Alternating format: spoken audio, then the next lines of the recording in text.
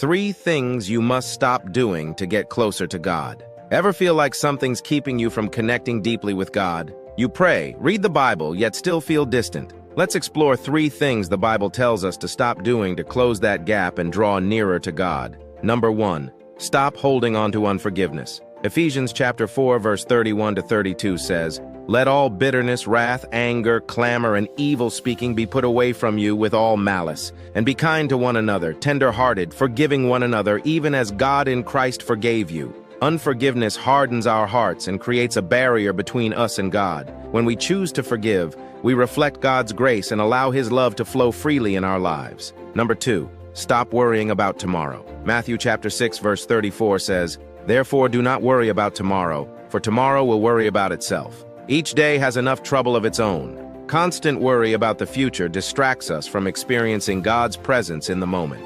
Trust that God holds your future in His hands. Let go of anxiety and rest in His provision for today. Number 3. Stop living for yourself. Galatians chapter 2, verse 20 reminds us, "I have been crucified with Christ, and I no longer live, but Christ lives in me." Surrender your own desires and ambitions to Him.